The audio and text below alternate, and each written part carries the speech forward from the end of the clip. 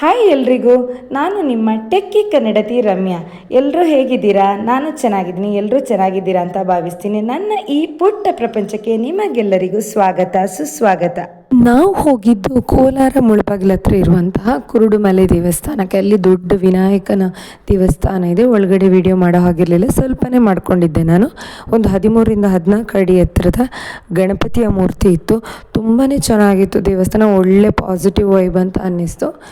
ನೋಡಿ, ಈ ಥರ ಇದೆ. ಇದ್ರ ಒಳಗಡೆ ಒಳ್ಳೆ ಗಣಪತಿ ಅಂದರೆ ಒಂದು ಕಲ್ಲಿನ ಮೂರ್ತಿ, ಅಂದರೆ ಒಂದು ದೊಡ್ಡ ಗಣಪತಿಯ ಮೂರ್ತಿ ಇದೆ ಇದ್ರ ಒಳಗಡೆ.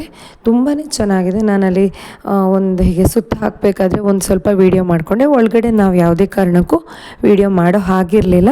ಆದರೂ ನಿಮಗೋಸ್ಕರ ಒಂದೆರಡು ಯಾವ ಥರ ಇರುತ್ತೆ ಅಂತ ಹೇಳ್ಬಿಟ್ಟು ನಾನು ನಿಮಗೋಸ್ಕರ ಒಂದೆರಡು ಇದು ತೊಗೊಂಡಿದ್ದೀನಿ. ಫೋಟೋಸ್ ಹೊರಗಡೆಯಿಂದನೇ ತೊಗೊಂಡಿದ್ದೀನಿ. ಸೊ ಅದನ್ನು ಹಾಕ್ತೀನಿ ಮುಂದಕ್ಕೆ. ಪೂರ್ತಿ ಕಲ್ಲಿನಿಂದನೇ ಮಾಡಿರೋವಂಥದ್ದು.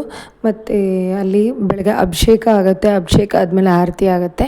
ಹತ್ತಿರದಿಂದ ನಮಗೆ ಗಣಪತಿ ದೇವರನ್ನು ನೋಡೋದಕ್ಕೆ ಅವಕಾಶ ಕೊಡ್ತಾರೆ. ತುಂಬ ಹತ್ತಿರದಿಂದ ನಾವು ನೋಡ್ಕೊಳ್ಬೋದು.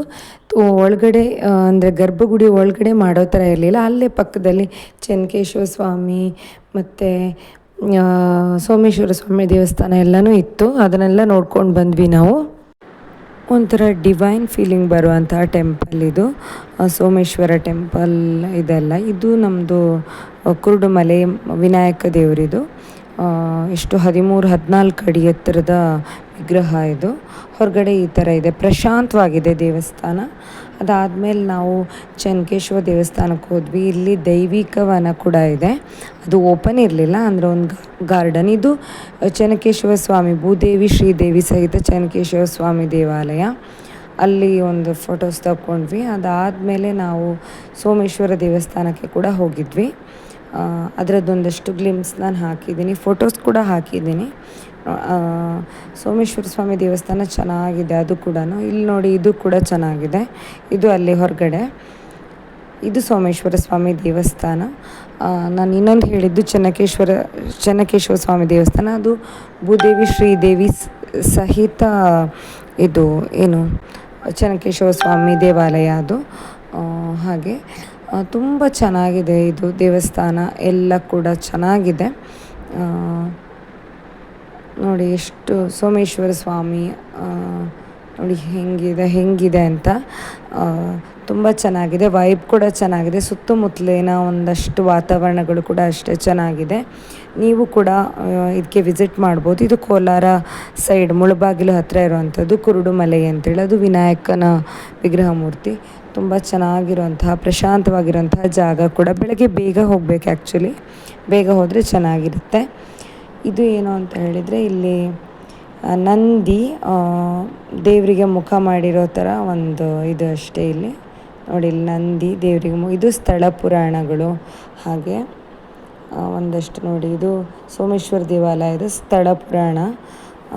ಅದಾದಮೇಲೆ ನಾವು ಮನೆಯಲ್ಲಿ ಇದು ಮಾಡಿಸಿದ್ವಿ, ಏನು ಅಂದರೆ ವಾಟರ್ ಪ್ರೂಫ್ ನಮ್ಮ ಟೆರೇಸಿಗೆ. ಈಗ ನಮಗೆ ಮನೆ ಎಲ್ಲ ಕಟ್ಟಿದ ಮೇಲೆ ಸ್ವಲ್ಪ ವರ್ಷದ ಮೇಲೆ ಕೆಲವೊಂದು ಮನೆಗಳಲ್ಲಿ ಏನಂದರೆ ಲೀಕೇಜ್ ಬರುತ್ತೆ. ಆ ಲೀಕೇಜ್ ಬರದೇ ಇರೋ ಥರ ವಾಟರ್ ಪ್ರೂಫ್ ಒಂದು ಸತಿ ಮಾಡಿಸಿದ್ರೆ 10 ವರ್ಷಕ್ಕೆಲ್ಲ ಬರುತ್ತೆ. ಈಗ ನಾವು ಹೂವಿನ ಗಿಡಗಳನ್ನೆಲ್ಲ ಇಟ್ಕೊಳ್ತೀವಿ ಅಂತ ಹೇಳಿದರೆ ಸೇಫ್ಟಿ ಪರ್ಪಸ್ಸಿಗೆ ವಾಟರ್ ಪ್ರೂಫ್ ಮಾಡ್ತಾರೆ. ನೋಡಿ, ಪ್ಲೇನ್ ಇರೋ ಟೆರೇಸ್ ಈ ಥರ ಕಾಣಿಸುತ್ತೆ. ಸೊ ಎಲ್ಲ ಇದಾದಮೇಲೆ ನಾವು ಮಾಡೋದಕ್ಕಿಂತ ಮೊದಲೇ ಮಾಡಿಸ್ಕೊಂಡ್ರೆ ಚೆನ್ನಾಗಿರುತ್ತೆ. ಟೆರೇಸಿಗೆ ಅದೇ ಮಾಡಿಸುವಂಥದ್ದು. ಅದು ವಾಟರ್ ಪ್ರೂಫ್ ಅಂತ. ಬೇಸಿಕಲಿ ಅದು ಸೇಫ್ಟಿಗೆ ಮಾಡುವಂಥದ್ದು, ಯಾವುದೇ ಲೀಕೇಜ್ ಬರದೇ ಇರೋ ಥರ. ಹಾಗೆ ನಂದೊಂದು ಗಿರಿವಾಹಿನಿ ಪತ್ರಿಕೆಯಲ್ಲಿ ನಮ್ಮ ಆರೋಗ್ಯ ನಮ್ಮ ಕೈಯಲ್ಲಿ ಅಂತ ನಂದು ಬಿಡುಗಡೆ ಆಗಿತ್ತು. ಒಂದು ಸ್ನೇಹಿ ಬಳಗ ಅಂತ ಇದೆ ನಮ್ಮದು ಗ್ರೂಪು. ಅದರಲ್ಲಿ ನಾನು ಲೇಖನಗಳನ್ನು ಬರೆದಿದ್ದೆ, ನಮ್ಮ ಕೈಯಲ್ಲಿ ನಮ್ಮ ಆರೋಗ್ಯ ಅಂತ. ಸೊ ಅದು ಕೂಡ ಇದಾಗಿತ್ತು. ಹಾಗೆ ಕೃಷಿ ಎಂಬ ಮೂಲಾಧಾರ ಅಂತ ಬರೆದಿದ್ದೆ, ಅದು ಕೂಡ ಪ್ರಕಟ ಆಗಿತ್ತು ಗಿರಿವಾಹಿನಿ ಪತ್ರಿಕೆಯಲ್ಲಿ. ಅದು ಕೂಡ ನಾನಿಲ್ಲಿ ಹಂಚ್ಕೊಳ್ತಾ ಇದ್ದೀನಿ. ನೋಡಿ, ಈ ಥರ ಹಂಚ್ಕೊಂಡಿದ್ದೀನಿ ಉದ್ದಕ್ಕೆ ಕೃಷಿ ಎಂಬ ಮೂಲಾಧಾರ, ಕೃಷಿಯ ಬಗ್ಗೆ ಎಲ್ಲ. ಸೊ ಈ ವಿಡಿಯೋ ನಿಮ್ಗೆ ಇಷ್ಟ ಆಯಿತು ಅಂತ ಅಂದ್ಕೊಳ್ತೀನಿ. ನಾನು ನಿಮಗೆ ಸಿಗ್ತೀನಿ ಮುಂದಿನ ವಿಡಿಯೋದಲ್ಲಿ. ನಾನು ನಿಮ್ಗೆ ಸಿಗ್ತೀನಿ ಮುಂದಿನ ವ್ಲಾಗಲ್ಲಿ. ಅಲ್ಲಿವರೆಗೂ ಟಾಟಾ ಬಾಯ್.